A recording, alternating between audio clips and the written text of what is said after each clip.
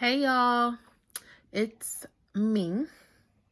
Now, if you are just clicking on this video and it was in your recommended videos or it was in your feed under your subscriptions and you're wondering who this is, you guys actually did subscribe to me about 2 years ago, but life happens. Yeah.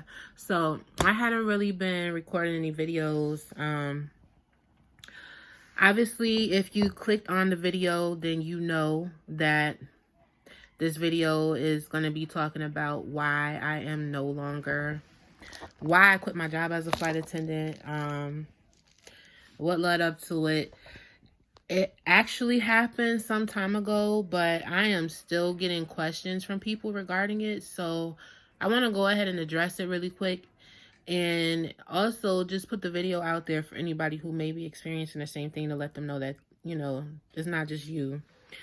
But basically, I want to start by saying that I'm definitely not making this video to discourage anyone from becoming a flight attendant because, again, as I stated, obviously, if this video popped up in your feed, then you are interested in being a flight attendant, or you are a flight attendant, or you're interested in hearing about the reasons why I left. So with that being said, I'm not trying to discourage anyone. I just want people to know, what it is and to share my experience. So basically, I was flying with a regional airline. I'm not going to state names, but I was flying for a regional airline. I am one of those people that always wanted to be a flight attendant since I was like a little girl. I wanted to be a flight attendant since I was like 8, first time I got on a flight. And I told my parents, like, yeah, this is what I want to do. And I wanted to do that. So I pursued it here and there, not consistently throughout life, but definitely continued to pursue it. So finally, I did get my wish. And I became a flight attendant, got those wings and everything. Went through all the stress of training and interviews and all of that. So yeah, definitely went through all of that. So when I finally started flying and I got out on the line, I noticed that, I really loved what I was doing. I really enjoyed it. Everything was fresh and new. Again, I was flying for regional airlines, so most of the destinations were like smaller cities. But again, I didn't really care about that because I just wanted to be a flight attendant. And even though the cities were smaller cities, they were still cities that I had never been to. So I was good with that. So if you know anything about being a flight attendant, if you have been watching any of the Fly Girl videos that I love to watch when I was thinking about being a flight attendant, then you know that flight attendant is definitely a lifestyle, and it is a serious lifestyle change. So what happened was, I was basically, as everyone else, thrown into this lifestyle that I was unfamiliar with, and basically, didn't really know how to find my footing, because you have to, as a flight attendant, when you first get started, you have to find your rhythm. You have to get in that space where you're comfortable, where you're, you have your routine. And so, it takes time to get up, to work up to that, and definitely takes you being off of reserve. So that was an issue, but not so much. It wasn't really a huge deal. It kind of was because it affected my health. Because I don't know, I've stated this before on another video, a previous video. I do have PCOS. So, with that, and for anybody that doesn't know what PCOS is, it stands for polycystic ovarian syndrome. I will make another video on that in the future, but I do have that, and it basically throws off your hormone levels, and you have to eat a certain type of way, and you have to be consistent with that, and you can kind of regulate the syndrome a little bit. I'm just like touching base. This is not a PCOS video, so I'm not going to go deep into that. But there was a certain way that I was eating before I started flying, and it was working for me before I started flying. And before I actually left to go to training, I actually went to see my doctor, and she told me like I was the healthiest I've been, you know, because I was eating right. I was doing everything that I was supposed to do. She told me I was really healthy. I didn't even really have any symptoms at all or anything like that, right? So fast forward, jump to the lifestyle of a flight attendant, and that all goes out the window because you have to eat where you can, when you can, and what you can, basically. Unless you're going to meal prep, and again, that takes finding a rhythm, getting into that, you know what I mean? So I wasn't able to do that. So I was flying, I started August 7th of 2017, and I flew up until August of 2019. Okay. Before I stopped flying, I started to feel as though I was over it. Okay. I was over the lifestyle. I was over living out of my suitcase. I was over the long delays in the airport, not getting paid for it. I was over pretty much everything at that point. And I think, honestly, I was really just seriously burned out.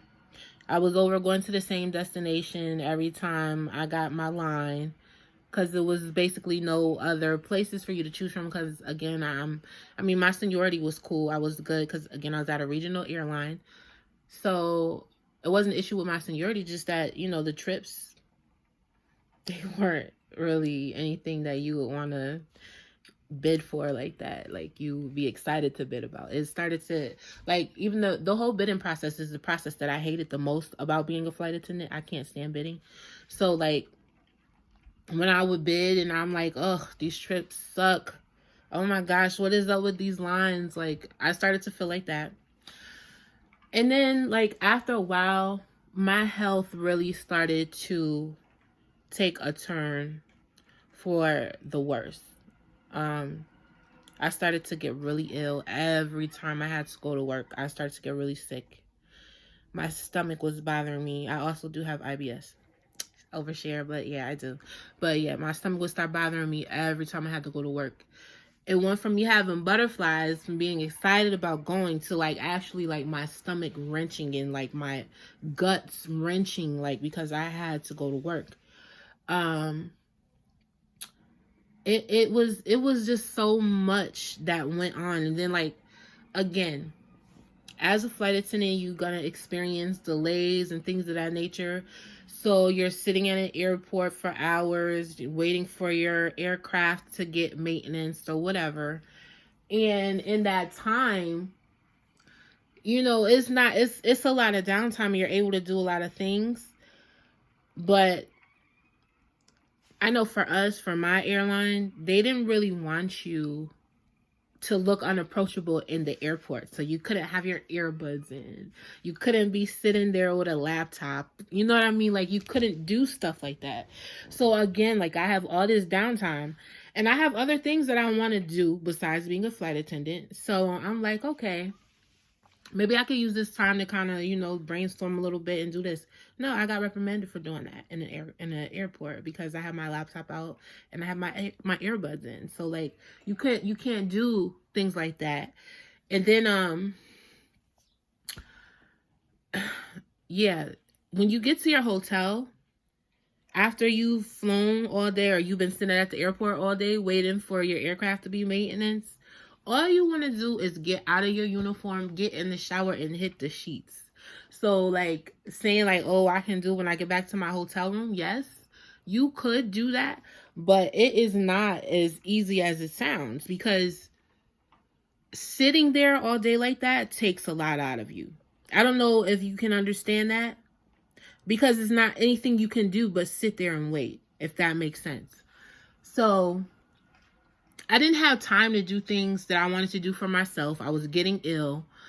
Passengers started getting on my nerves because they were super entitled and act like, you know what I mean? Like, it was just, I was just over it. I was just done. So, like, the last flight that the last trip that I flew, it was horrible turbulence. I'm telling you, like horrible turbulence. We did a straight air show in that sky. Okay? We did an air show for everybody, whoever was looking. And again, I'm not feeling well when I'm going to work. So like I'm already not really feeling well. So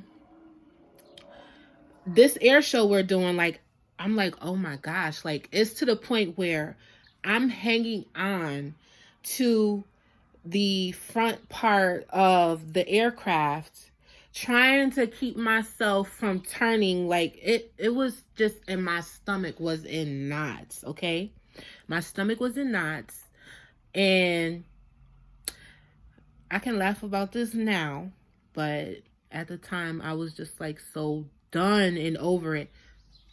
I basically had an anxiety attack in my jump seat, and I had to be escorted out by the paramedics. And all of that performing in the air basically triggered a IBS thing, and I kind of sharted. Like, I'm just done, okay? I know that's an overshare, but I need y'all to understand how much that aircraft was moving. Okay? Too much. So, yeah.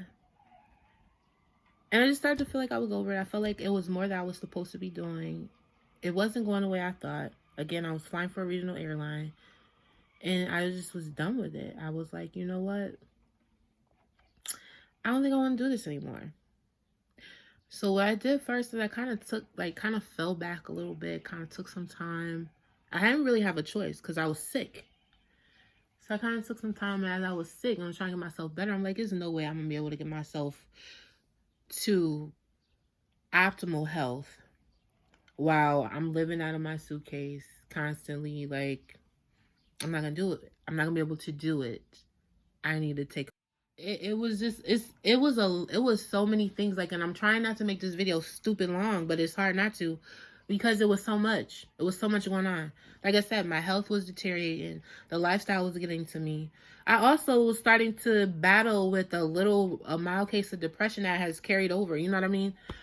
It was crazy because as a flight attendant, you're alone a lot, especially if you fly with a regional airline. It's only just one flight attendant because it's just you and basically the pilots. And that was my situation.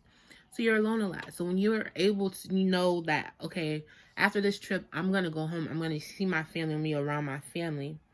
That makes you feel a little bit better about it, right?